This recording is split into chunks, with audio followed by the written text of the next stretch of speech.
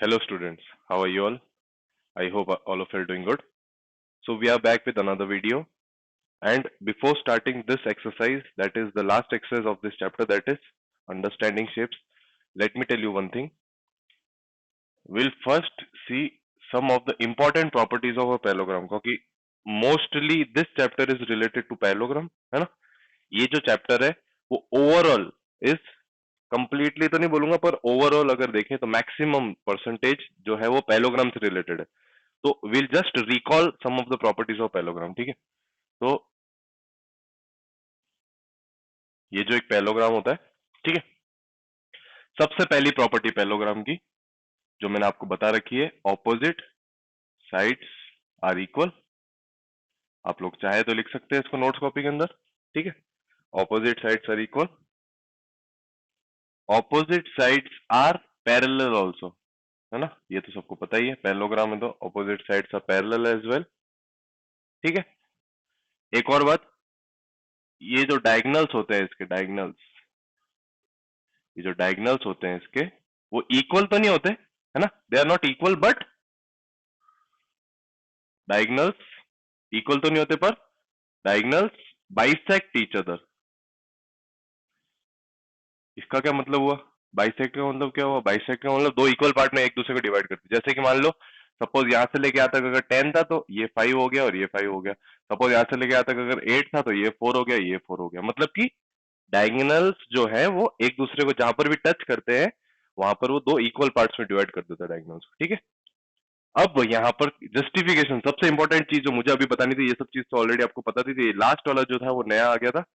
अब यहाँ पर क्लासिफाई करेंगे अपन पैलोग्राम को। पैलोग्राम को क्लासिफाई करते हैं, बहुत इजी से तरीका है क्लासिफाई करने का। अगर ये जो टाइप है, सपोज करो अगर all sides are equal, suppose करो ऐसा कोई पैलोग्राम बना दिया आपने जिसके अंदर ऑल साइड्स आर इक्वल, है ना? सपोज करो मैंने एक ऐसा पैलोग्राम बनाया जिसके अंदर ऑल साइड्स आर इक्वल, ये भी 5, ये भी 5, ये भी 5 और ये भी 5। तो ये टाइप का देखो, ये भी पैलोग्राम था, ये भी एक पैलोग्राम है, लेकिन इस पैलोग्राम की खासियत है कि ऑपोजिट साइड्स नहीं, सिर्फ चारों, मतलब all the four sides are equal.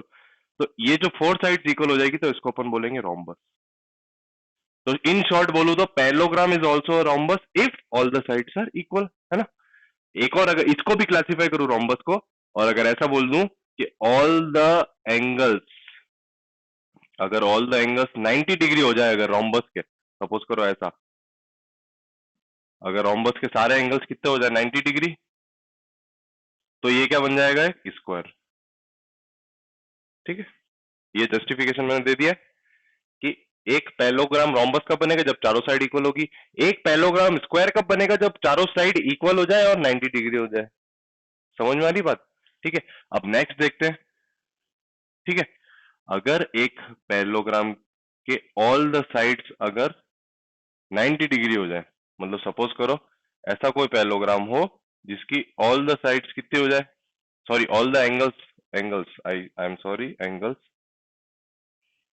अगर ऑल द एंगल्स 90 डिग्री हो जाए तो क्या बोलेंगे इसको अपन? एक इसको बोलेंगे रेक्टेंगल। इसको क्या बोलेंगे? रेक्टेंगल। ठीक है, और रेक्टेंगल की एक और प्रॉपर्टी ये होती है कि दोनों डायगोनल जो होते हैं वो बराबर होते हैं, लेकिन पैलोग्राम के अंदर जरूरी नहीं होता, कभी कभी अलग अलग भी हो सकते हैं। ठीक है, I hope I am clear. अब यहाँ से रिलेटेड अपन को क्वेश्चंस करने हैं। ठीक है, यहाँ से रिलेटेड क्वेश्चंस करने हैं। ये तो मैंने सिर्फ आपको बताया है कि पैलोग्राम कैसे जस्टिफाई हो सकता है एक रोम्बस में और एक स्क्वायर में, पैलोग्राम कैसे जस्टिफाई हो सकता है एक रेक्टेंगल में।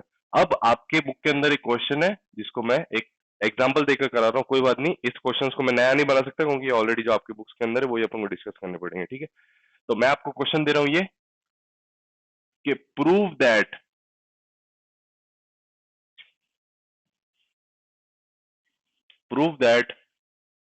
diagonals of a rectangle are equal। ये क्वेश्चन है ना? आपको प्रूव, अब ये एक्सरसाइज के अंदर जनरली प्रूव वाले क्वेश्चन है। तो क्वेश्चन है सबसे पहला कि prove that diagonals of a rectangles are equal. ठीक है, तो अब आगे जो क्वेश्चंस आने वाले उनको कराने से पहले let me remind you one thing कि आप लोगों को ये जो क्वेश्चंस करने वाले हैं उसके लिए आपको कॉन्ग्रुएंसी वाला चैप्टर जो अपन ने 7th क्लास में पढ़ा था वो पता होना चाहिए। ठीक है, तो कॉन्ग्रुएंसी आपको याद होगी क्या क्या हो सकती है कॉन्ग्रुएंसी की प्रॉपर्टीज? क्या थी? एक तो एस एस एस मतलब साइड साइड साइड, एक था एस ए एस मतलब साइड एंगल साइड, एक था ए एस ए या फिर बोलो ए ए एस, एक ही बात होती है। ए से मतलब एंगल साइड एंगल या फिर एंगल एंगल साइड, ठीक है। और एक लास्ट अपन ने क्या पढ़ा था? R H S. ये चार ही प्रॉपर्टीज में से कोई भी एक प्रॉपर्टी उठाकर आपको इसको प्रूव करवाना है ना। तो जब भी आप लोगों के सामने प्रूव वाले क्वेश्चंस आएंगे, any whenever you see a proof type questions in front of you, what you will do? सबसे पहले आप लोग बनाएंगे फिगर, कोई भी अपनी मर्जी होगी। क्वेश्चन में तो दिया हुआ नहीं फिगर, तो आपने क्या किया? एक फिगर बना लिया, है ना। तो आपने इसका नाम दे दिया ए बी सी और डी, ठीक है। अब जब आप लोगों ने इसको फिगर बना दिया है, तो यहाँ पर आपको जो भी प्रूव कराना है, यहाँ पर आपको डायगोनल्स प्रूव कराना है, तो आप डायगोनल्स भी बना लेंगे। इसके डायगोनल्स आपको पता ही है क्या होता है, डायगोनल्स होते हैं, है ना। तो यहाँ पर आपको ये प्रूव कराना है, तो आप लिख दोगे टू प्रूव। क्या करवाना है? टू प्रूव के अंदर क्या प्रूव करवाना है? कि डायगोनल्स आर इक्वल। तो डायगोनल्स क्या है इसके अंदर? एक तो है diagonal A C is equal to diagonal B D, ये आपको प्रूव करवाना है, ठीक है। तो अब यहां पर आप लोग गिवन लिखेंगे, ठीक है। गिवन क्या क्या है आपको? गिवन है कि ABCD is a rectangle, ABCD is a rectangle. अब कई तुम्हारे ट्यूशन टीचर्स और कई सारी जगह बुक्स में भी ऐसा लिखा होगा कि एबीसीडी रेक्टेंगल नहीं लिखेगा, ऐसा लिखेगा A B is equal to C D and B C is equal to A D. एक बात बताओ, अगर मैंने ये लिख दिया तो क्या अपन को पता चल गया ऑलरेडी ना, तो कि ए बी और डी सी इक्वल होंगे और सी बी और डी ए इक्वल होंगे, है ना। तो ये सब चीजें लिखने की जरूरत नहीं अगर आप लोगों ने एबीसीडी से ट्राइंगल लिख दिया। उसी तरह ट्राइंगल के अंदर अगर आप लोगों ने एबीसीडी को ट्राइंगल दे दिया, तो ये कितना डिग्री? 90 डिग्री। ये कितना? 90। ये भी कितना? 90। ऊपर वाला भी 90। तो ये भी लिखने की जरूरत नहीं गिवन में, बस इतना लिख दिया काफी है, पता चल गया सामने वाले को कि हाँ इसको पता है कि सारे ऑपोजिट साइड्स इक्वल है और सारे एंगल 90 डिग्री है। अब आते हैं अपन प्रूफ वाले पार्ट में। इंपॉर्टेंट पार्ट अब शुरू हुआ है, प्रूफ वाला पार्ट, ठीक है। प्रूफ वाला पार्ट अब शुरू हो रहा है। तो इसको करने के लिए सबसे पहले तो मेरी बात सुनना, आप लोग अब जो भी प्रूफ वाले क्वेश्चन आएंगे उनके अंदर हिंट दे रहा हूं, जब भी नया क्वेश्चन भी आ जाएगा, सपोज करो जो बुक में ना हो और वो आगे से कोई क्वेश्चन आ जाए, 10th क्लास के अंदर भी आएगा जैसे, तो जब भी ऐसा कोई क्वेश्चन है जो आप लोगों ने नहीं करा हो, तो प्लीज इमेजिन करो ऐसा कि आपको जो साइड्स इक्वल प्रूव करवानी है, वैसे कोई दो ट्राइंगल चूज कर लो इसमें से, है ना। जैसे यहाँ पर AC और BD को इक्वल प्रूव करवाना है, तो मैं ऐसा ट्राइंगल चूज करूंगा जिसके अंदर AC आ जाए और दूसरे ट्राइंगल के अंदर BD आ जाए। तो मैंने क्या चूज किया? देखना, मैं ट्राइंगल चूज कर रहा हूँ A B और C। ये वाला ट्राइंगल देखो, ये वाला देख पा रहे सब लोग? ये वाला ट्राइंगल ABC। तो मैंने पहले ट्राइंगल चूज किया इन ट्राइंगल ABC, इसके अंदर AC आ गया। फिर मैं दूसरा ट्राइंगल ऐसा चूज करूंगा जिसके अंदर BD आ जाए, है ना। तो मैंने दूसरा ट्राइंगल चूज किया ABD, है ना, या फिर BAD। तो मैंने दूसरा ट्राइंगल चूज किया ट्राइंगल BAD, है ना। अब दो ट्राइंगल चूज कर लिए, अब इनको कॉन्ग्रुएंट प्रूव करवा देते हैं। तो कॉन्ग्रुएंट प्रूव करेंगे तो ये दोनों इक्वल आ जाएंगे। कैसे कॉन्ग्रुएंट प्रूव करेंगे? सबसे फर्स्ट, है ना, सबसे पहले तो आपको दे रखा है कि AD और BC इक्वल है, AD is equal to BC, AD is equal to BC। क्यों है? क्योंकि रेक्टेंगल है, ABCD इज अ रेक्टेंगल, है ना। रेक्टेंगल के अंदर opposite sides are equal. Next, angle A is equal to angle B। कई लोगों को अभी तक समझ में नहीं आ रहा होगा, मैं चलो इसका अलग से फिगर बना देता हूं। एक ये ट्राइंगल है आपका BAD, दूसरा आपका ये ट्राइंगल है AB और C। अभी तक मैंने ये एंगल और ये साइड और ये साइड इक्वल प्रूव कर दी, AD और BC, AD और BC, क्योंकि ऑपोजिट साइड्स आर इक्वल।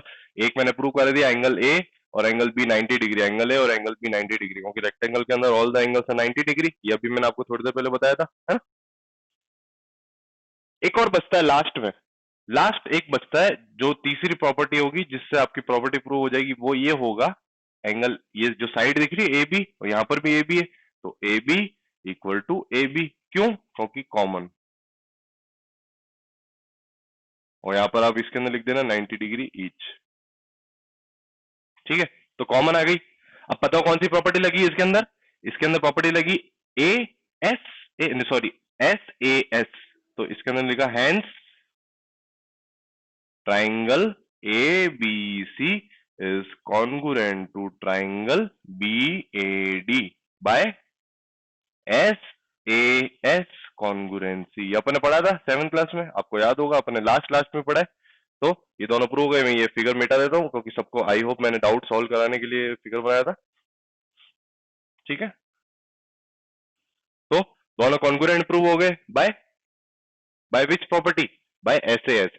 अब अगर ये दोनों कॉन्ग्रुएंट प्रूव हो चुके हैं, अगर ये दोनों ट्रायंगल कॉन्ग्रुएंट प्रूव हो चुके हैं, तो वापस से मैं एक बार वो फिगर बना देता हूँ। अगर ये दोनों ट्रायंगल कॉन्ग्रुएंट प्रूव हो चुके हैं, तो ये साइड और ये साइड भी इक्वल होगी, मतलब so what, AC is equal to BD। बस खत्म, इतना सही था, है ना? बहुत इजी सा टाइप है। ठीक है, अब जो नेक्स्ट क्वेश्चन आने वाले उसके अंदर मैं सिर्फ आपको हिंट दूंगा, you will have to try it yourself, एक क्वेश्चन के अलावा। ठीक है, now will see the next question. So our next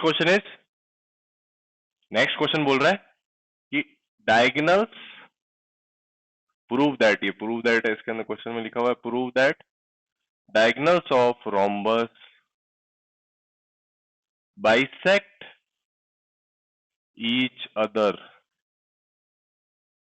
eight 90 degree. ये आपको प्रूव कराना है।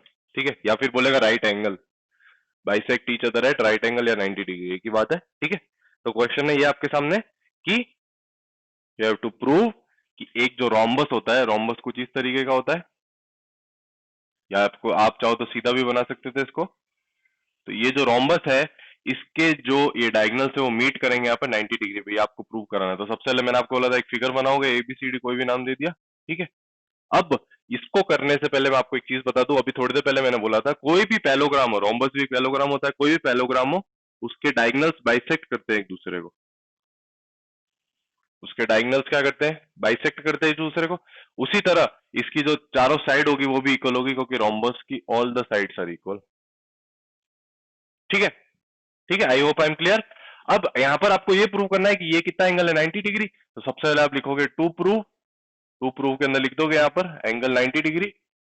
ठीक है, फिर आप लोग आओगे गिवन के अंदर, गिवन के अंदर क्या लिखोगे कि ABCD इज अ रोम्बस। देखो मैं शॉर्ट में करा रहा हूं, वो क्वेश्चन मैंने अच्छे से समझा देता इसलिए। ठीक है, अब आ जाएंगे आप प्रूफ के अंदर। ठीक है, प्रूफ के अंदर आ चुके हैं अब अपन। ठीक है, अब प्रूफ के अंदर आने के बाद मैं आपको सिर्फ हिंट दे रहा हूं, क्या करना है आपको, आपको कोई भी दो ट्राइंगल कॉन्ग्रुएंट प्रूव करा देना आसपास वाले। जैसे कि मैं सपोज करो ये ट्राइंगल पकड़ रहा हूं और ये वाला ट्राइंगल पकड़ रहा हूं, मतलब कि ट्राइंगल कौन सा पकड़ रहा हूं, देखो एक तो ट्राइंगल पकड़ रहा हूं D, बीच वाले को नाम दे दो O, तो DOC। और एक ट्राइंगल मैंने क्या बोला, उसके पास वाला मतलब कौन सा होगा, उसके पास वाला होगा BOC, है ना। एक हो गया DOC और दूसरा हो गया BOC, है ना। अब इन दोनों को कॉन्ग्रुएंट प्रूव करो कैसे, तो देख लो ये CO और CO तो हो गया कॉमन, क्या हो गया CO और CO कॉमन। उसी तरह DO और OB मैंने आपको बोला था बाइसेक्ट होते हैं एक दूसरे से, दोनों इक्वल होंगे, तो ये दोनों इक्वल हो गए। उसी तरह DC और BC भी इक्वल होंगे, क्यों होंगे, क्योंकि मैंने क्या बोला था all the sides of a rhombus are equal. तो ये हो जाएगा कॉन्ग्रुएंसी किससे प्रूव, SSS से। किससे होगा कॉन्ग्रुएंसी प्रूव, SSS से। अब आगे चलते हैं, और कॉन्ग्रुएंसी जैसी प्रूव हो गई तो एंगल O और एंगल O इक्वल हो जाएंगे, मतलब एंगल O, ये जो है एंगल, मतलब इसको एंगल O नहीं बोलूंगा, इसको बोलता हूं angle COD will be equal to angle COB। ठीक है, angle COD will be equal to angle COB। इसमें किसी को डाउट है, आई डोंट थिंक सो इसमें किसी को डाउट होना चाहिए। तो सपोज करो मैंने एंगल COD और एंगल COB को मैंने बोल दिया, सपोज करो ये x डिग्री है, कितना है x डिग्री, तो ये x डिग्री हो गया, ये भी कितना हो गया x डिग्री। यहां पर लिखो तो ये x डिग्री, ये x डिग्री, ये कैसा लाइन है, स्ट्रेट लाइन, है ना। तो क्या लिखूंगा, angle COD plus angle COB का दोनों का सम कितना होगा, 180 डिग्री। क्यों, क्योंकि लीनियर पेयर। देखो कई लोगों को कंफ्यूजन होगा, वापस से बता देता हूँ, कोई बात नहीं, है ना। देखो मैंने पहले क्या किया, दोनों ट्राइंगल्स को कॉन्ग्रुएंट प्रूव किया, दोनों कॉन्ग्रुएंट हो गए, तो ये एंगल और ये एंगल इक्वल हो गए। ये एंगल को अगर x दिया तो ये भी x हो गया। अब ये स्ट्रेट लाइन पे दोनों एंगल स्ट्रेट लाइन पे, तो ये x और ये x दोनों मिलकर कितना देंगे, 180। तो x plus x is equal to हो गया 180 डिग्री, तो ये हो गया 2x is equal to 180 degree. तो यहाँ से x कितना है, 180 डिग्री डिवाइड बाई 2, जो कितना होता है 90 डिग्री। खत्म, बस यही तो करना था, प्रूफ हो गया।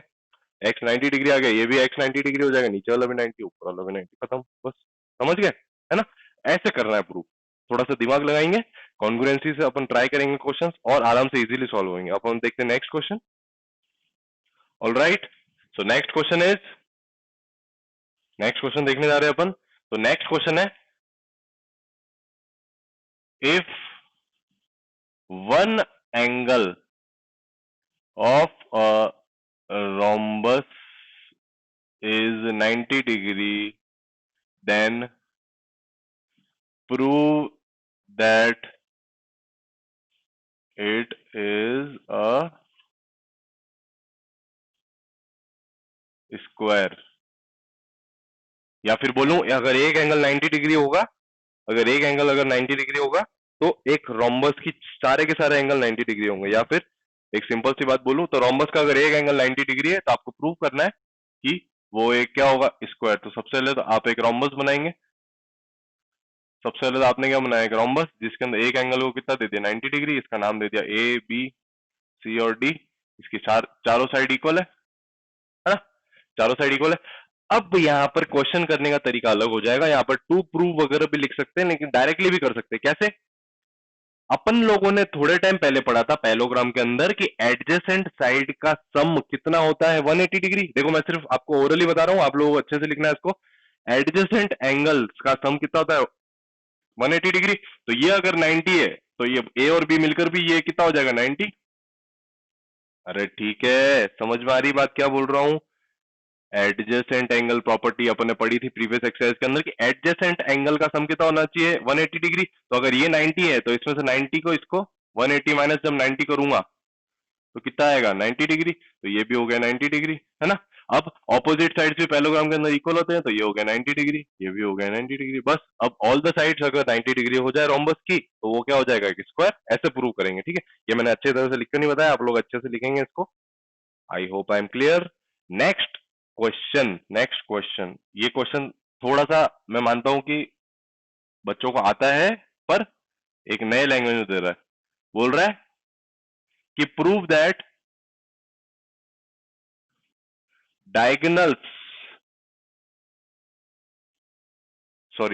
Triangle made by diagonals of rhombus are congruent to each other।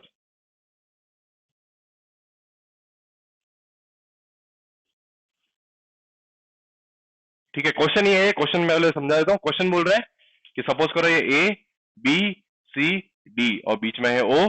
तो क्वेश्चन बोल रहा है कि आपको प्रूव करवाना है कि जितने भी ट्राइंगल्स बन रहे हैं, देखो सबसे पहला ट्राइंगल तो ए ये बीओसी, दूसरा ट्राइंगल ये डीओसी, तीसरा ट्राइंगल डीओए और चौथा ट्राइंगल बीओए, है ना। तो आपको ये प्रूव कराना है कि चारों ट्राइंगल एक दूसरे के क्या कॉन्ग्रुएंट, है ना। तो अपन ने थोड़ी देर पहले अभी पढ़ा था कि कैसे कॉन्ग्रुएंट प्रूव करवाया था। सपोज करो मैं ये दो ट्राइंगल पकड़ रहा हूं, कौन से दो ट्राइंगल, एक ट्राइंगल पकड़ रहा हूं डीओसी और एक पकड़ रहा हूं बीओ और सी, है ना। मैं सिर्फ हिंट दे रहा हूं, बीओसी और डीओसी को कैसे कॉन्ग्रुएंट प्रूव करवाया था। ये और ये साइड इक्वल थी, ये और ये कॉमन थी, ये और ये साइड इक्वल थी, तो ये हो गया था एस एस एस। उसी तरह आप लोगों को चारों एक दूसरे से कॉन्ग्रुएंट प्रूव करवाने कैसे, तो बता देता हूं, हिंट दे देता हूं। पहले इन दोनों को प्रूव करा दिया कॉन्ग्रुएंट, फिर इन दोनों को प्रूव करा दिया कॉन्ग्रुएंट, फिर इन दोनों को प्रूव करा दिया कॉन्ग्रुएंट। मतलब 3 बार कॉन्ग्रुएंसी प्रूव करा दी, फिर लिख दोगे hence all the 4 triangles are congruent to each other, है ना। देखो मैं शॉर्ट में नहीं करवा रहा, मैं आपको हिंट दे रहा हूं ताकि आप लोग अपने आप कर सके। नहीं तो I don't want copy paste thing, आपको पहले से बताया आई हेट कॉपी पेस्ट, इसलिए मैं ऐसा ऐसे करा रहा हूं क्वेश्चन, ठीक है। अब आता है इंपॉर्टेंट क्वेश्चन, तुम्हारे बुक का अब इंपॉर्टेंट क्वेश्चन आ रहा है, इसको अपन देखेंगे अभी, ठीक है। नेक्स्ट क्वेश्चन को, ठीक है। तो क्वेश्चन ये है आपके सामने, एक रेक्टेंगल दिया हुआ है, ठीक है, एक डायगोनल बनाया हुआ है, एक साइड से यहाँ पर 90 डिग्री बना रखा है, दूसरी साइड से भी यहाँ पर क्या बना रखा है, 90 डिग्री। और इसको नाम दे दिया, सपोज करो ए बी सी और डी, जो भी नाम देना था दे दिया। सपोज करो यहाँ पर मैंने नाम दे दिया इसको एम, इसको नाम दे दिया एन, या तुम्हारी मर्जी हो तो कोई भी नाम, लेकिन बुक के अंदर अगर दे रखा होगा तो you have to do it in the way it is given in the book, है ना। तो यहाँ पर आपको प्रूव क्या करवाना है, तो क्वेश्चन के अंदर आपको दे रखा होगा कि टू प्रूव क्या करवाना है, कि आपको प्रूव कराना है कि डीएम, ये सॉरी डीएम नहीं एएम, ये जो यहां से लेके यहां तक की जो साइड है, तुम्हारी बुक के अंदर अलग नाम दे रखा है, प्लीज कंफ्यूज मत होना। मैंने अपने क्वेश्चन में अपने हिसाब से नाम दिए, एएम इज इक्वल टू सी और एन, ये आपको प्रूव करवाना है कि मतलब ये वाली साइड और ये वाली साइड इक्वल है, ठीक है, ये वाली साइड और ये वाली साइड इक्वल है। एक और चीज ये दे रखी है कि डीएम, आपको गिवन क्या है वो बता रहा हूं, ये क्वेश्चन में दिया हुआ होगा, ये तो मैं ऐसे लिख के बता रहा हूं। गिवन ये है कि एबीसीडी इज अ रेक्टेंगल, ये तो पहली चीज तो दे रखी होगी, है ना, एबीसीडी इज अ रेक्टेंगल। दूसरी चीज ये दे रखी है आपको कि DM is perpendicular to A C, also B N is also perpendicular to A C, मतलब डीएम परपेंडिकुलर मतलब 90 डिग्री है और बी एन भी परपेंडिकुलर मतलब 90 डिग्री है, ठीक है, ये चीज दे रखी है। अब आते हैं प्रूफ के अंदर, है ना।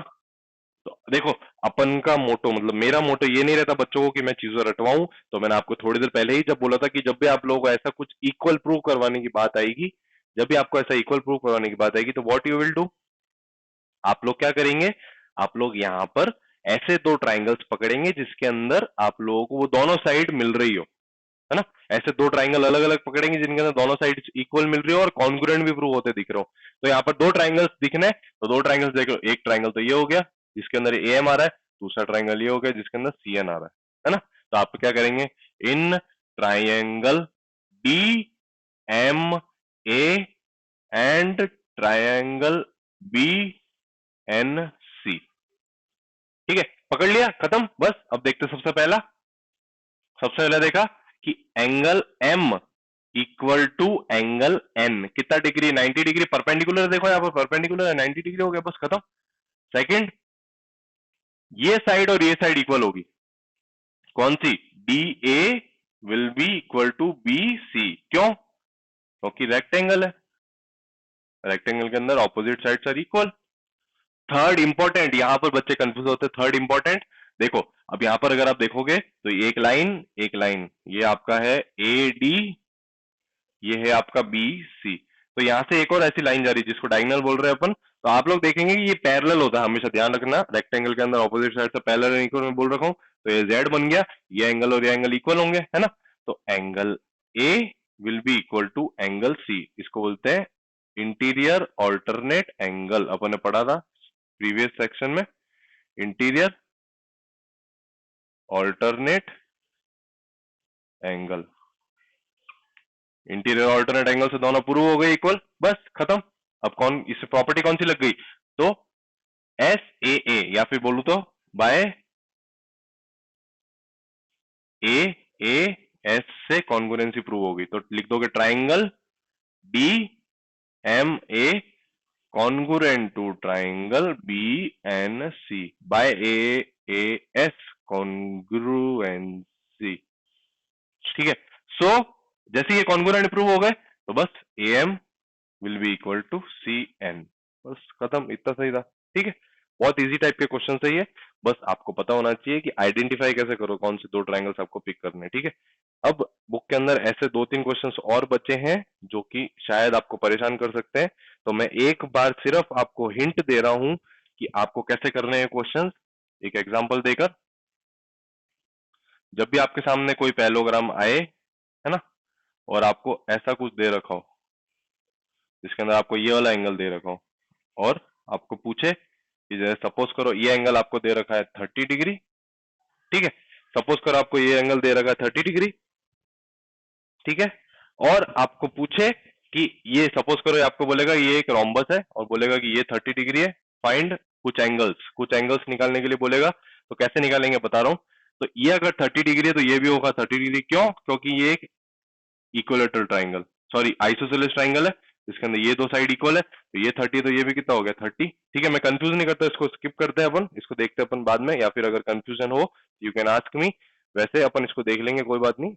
तो आई होप जहां तक भी अपन ने पढ़ा है वो क्लियर है, इसको मैं अभी वापस आपको एक ब्लैक बोर्ड ऑफ करके वापस से समझाता हूँ कि क्या था ये क्वेश्चन, ठीक है, ठीक है। तो अब मैं आपको एक एग्जाम्पल देके बता रहा हूँ बुक के अंदर जो क्वेश्चन है उसका, ठीक है। तो ये एक रोम्बस है जिसके अंदर आराम से समझेंगे, ये 30 डिग्री है, आपको ये सारे एंगल सपोज निकालने के लिए बोल रहा है, ये एंगल भी निकालने के लिए बोल रहा है, ये वाला एंगल भी निकालने के लिए बोल रहा है और ये वाला एंगल भी निकालने के लिए बोल रहा है, सपोज करो, ठीक है। इसका मतलब ये एक्स, इसको वाई दे देता हूँ, इसको जेड दे देता हूँ, सपोज करो ऐसा कुछ निकालने के लिए बोल रहा है, तो कंफ्यूज नहीं होना, बहुत ईजी सा टाइप है इस क्वेश्चन को करना कैसे वो मैं आपको बता देता हूँ, ठीक है। तो इस क्वेश्चन को करने के लिए सबसे पहले तो आपको पता होना चाहिए कि रोम्बस जो होता है उसके अंदर डायगोनल्स जो होते हैं वो इक्वल होते हैं, मतलब बाइसेक्ट करते हैं एक दूसरे को। सबसे पहले तो ये आपको पता होना चाहिए, ठीक है। रोम्बस के अंदर डायगोनल्स क्या होते हैं एक दूसरे के, डायगोनल्स क्या होते हैं एक दूसरे के, बाइसेक्ट कर रहे होते हैं, ठीक है। उसके अलावा आपको ये पता होना चाहिए कि जो साइड्स होती है वो भी क्या होती है, equal. All the sides are equal, ये भी पता होना चाहिए, ठीक है। अब क्या करेंगे, देखो अब यहां पर अगर आप ध्यान से देखोगे तो ये क्या बन रहा है, एक आइसोसेलेस ट्राइंगल। तो ये जो 30 होगा तो ये भी कितना हो जाएगा, 30 डिग्री, ठीक है। आइसोसेलेस ट्राइंगल है, ये 30 तो वो भी कितना हो गया, 30। अब यहां पर अगर आप ध्यान से देखेंगे तो ये एंगल अगर 30 है, जैसे कि मान लो ये एक जेड बन रहा है, देखो ये अगर एक जेड बन रहा है, ये अगर 30 है तो ये भी कितना होगा, 30। तो यहां पर भी आ गया कितना, 30 डिग्री, ठीक है। उसी तरह यहां पर उल्टा जेड भी बन रहा है, उल्टा जेड मतलब यहां वाला एंगल और यहां वाला एंगल, मतलब ये 30 है तो ये भी कितना होगा, 30। कैसे हुआ ये 30, आप बताइए। ये होगा इंटीरियर ऑल्टरनेट एंगल्स, ठीक है। तो इसका मतलब ये पूरा एंगल कितना हो गया, 60। ये पूरा एंगल कितना हो गया, 60। आई hope I am clear with this, ठीक है। ये पूरा 60 है, ये भी पूरा 60 है, ठीक है। अब उसको करने से पहले एक और चीज आपको पता है कि जब भी एक पैलोग्राम या फिर एक रोम्बस होता है उसके ऑल्टरनेट एंगल का सम कितना होता है, कितना होता है, 180। तो ये अगर 60 डिग्री है तो ये कितना हो जाएगा, 120। अरे ठीक है, ये अगर 60 डिग्री हो गया टोटल, देखो ये टोटल 60 हो गया तो ये कितना हो जाएगा, 120, है ना। और ये जो डायगोनल्स यहाँ मिलते हैं ये इसको हाफ हाफ में डिवाइड कर देते हैं, कितने में कर देते हैं, हाफ हाफ में डिवाइड। तो ये हाफ हाफ में कितना हो जाएगा, तो सबसे पहले तो एक्स की वैल्यू मिल गई अपन को, ये हाफ हो जाएगा तो कितना हो गया, 60 डिग्री।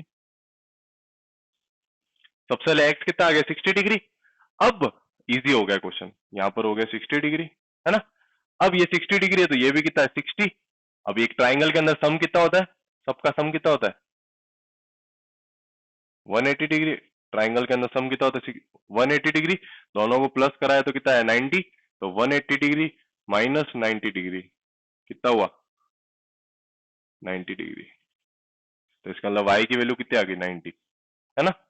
अब आपको निकालना लास्ट में z, तो z कैसे निकालेंगे, ठीक है। z कैसे निकालेंगे, तो ये पूरी एक स्ट्रेट लाइन है, स्ट्रेट लाइन में सम कितना होता है, स्ट्रेट लाइन में सम कितना होता है, 180। तो y आपने निकाल दिया 90 डिग्री, तो ये भी कितना आ जाएगा, 90 डिग्री। तो z आ गया आपका 90 डिग्री। एक बात और आपको बता दूं, अपन ने थोड़ी देर पहले प्रूव करवाया कि रोम्बस के अंदर डायगोनल जहां मीट करते हैं वो कितना होता है, 90। तो यहाँ पर ऑलरेडी आपको y और z पता होना चाहिए था, 90 डिग्री जबरदस्ती अपन ने फिर भी निकाल के बता दिया कि कैसे निकालना है, ठीक है। I hope I am clear. ये लास्ट वाला क्वेश्चन शायद हो सकता है कि कई लोग कंफ्यूजिंग लगे, कोई बात नहीं, इतना इंपॉर्टेंट नहीं है, बट फिर भी एक बार नॉलेज के लिए मैंने आपको इसको सिखा दिया है। I hope I am clear. ये लास्ट वाला थोड़ा बहुत हो सकता है कि कंफ्यूज करे बच्चों को, not a problem. Thank you so much, have a nice day.